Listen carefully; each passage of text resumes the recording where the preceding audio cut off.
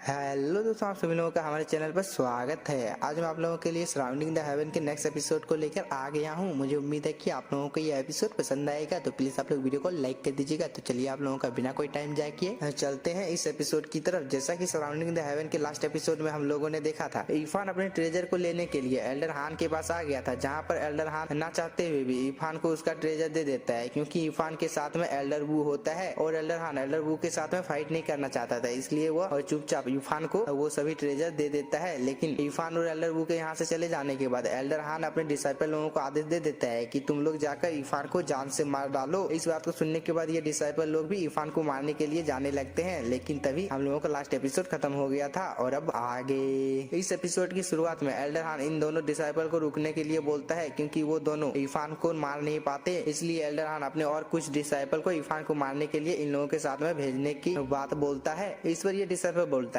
इस मामूली से आदमी को मारने के लिए हम लोगों को इतने ज्यादा लोग जाएंगे तो क्या यह बात ठीक रहेगी? क्योंकि उसे तो हम लोग अकेले ही मार डालेंगे। इस पर एल्डर हान बोलता है, क्या तुम लोगों को पता नहीं है इरफान ने अपने पावर को हाइड कर रखा था। मुझे जहाँ तक लग रहा है इरफान की लेवल रेलम ऑफ सैनक्यू पर है। इस बात को सुनने के बाद ये लड़की बोलती है, ऐसा हो ही नहीं सकता है कि इस ड्रेस के पास इतना ज्यादा पावर हो, वो तो सिर्फ खेती करने के लायक है। हम लोग तो बहुत ही आसानी के साथ में इरफान को जान से मार डालेंगे। इस पर एल्डर हान इन लोगों को जिंदगी का एक बहुत ही ज्यादा इम्पोर्टेंट बात बताता है, जो कि यह होता है, कभी भी तुम लोग अपने दुश्मन को अपने से कमजोर मत समझना, नहीं तो तुम लोग इस फाइट में मारे जाओगे। इसलिए तुम लोग इस चीज का ध्यान हमेशा रखना कि तुम्हारा अपोनेंट कितना भी ज्यादा कमजोर क्यों ना हो, लेकिन तुम लोग अपनी पूरी पावर के साथ इसके साथ फाइट करोगे, ताकि तुम ही लोग इस फाइट को जीतोगे। और अगर तुम लोगों ने ऐसा नहीं किया तो इसकी वजह से तुम लोगों की जान भी जा सकती है। इस बात को सुनने के बाद ये सभी लोग भी यहाँ पर हाँ बोलते हैं। लेकिन ये सीन यहीं पर कट होता है। हम लोगों को इरफान और एल्डर वू को दिखाया जाता है, जो कि एक पहाड़ के ऊपर में आ गए होते हैं, क्योंकि अब इरफान इस सेक्ट को छोड़कर जाने वाला था। इसलिए इरफान एल्डर वू को बोलता है, मेरे चले जाने के बाद एल्डर वू आप अपना ख्याल अच्छे से रखना। जिस पर एल्डर वू बोलता है, इरफान तुम कुछ और दिन इस जगह पर रहने के बारे में क्यों नहीं सोचते हो, और जब मुझे लगेगा तुम पावरफुल हो गए तब मैं तुम्हें अपनी इजाजत से इस जगह से जाने की इजाजत दे दूंगा। इस पर इरफान बोलता है, आपका इस चीज के लिए शुक्रिया, लेकिन मैं अभी यहाँ पर नहीं रुक सकता हूँ, क्योंकि मेरे दोस्त पोंगो को मेरी जरूरत है और मैं जब तक उसे बचा नहीं लेता हूँ तब तक मैं कहीं भी नहीं रुकूंगा, क्योंकि इस दुनिया में सबसे पहले मेरा दोस्त पोंगो आता है, इसके बाद ये सब चीजें आती है। इस पर एल्डर वू भी मान जाता है। लेकिन तभी इरफान अपने हाथों में एक पील की बोतल को अपेयर कर लेता है और वो एल्डर वू को बोलता है, मेरे पास आपके लिए कुछ है, और इसे एल्डर वू को दे देता है। इस चीज को देखने के बाद एल्डर वू बहुत ही ज्यादा शॉक हो जाता है, क्योंकि इसके अंदर में मैजिकल रिवर का वाटर होता है, जो कि बहुत ही ज्यादा पावरफुल होता है। इसलिए एल्डर वू बोलता है, मैंने आज तक ऐसी पावर को कभी भी अपनी जिंदगी में महसूस नहीं किया है जो कि तुमने आज मुझे दिया है। एल्डर वू को इतना ज्यादा शौक देखकर इरफान बोलता है, मुझे पता है कि आपके मन में बहुत ही ज्यादा सवाल उठ रहा होगा, लेकिन मैं आपको बता देता हूँ कि यह वाटर अब मेरे किसी भी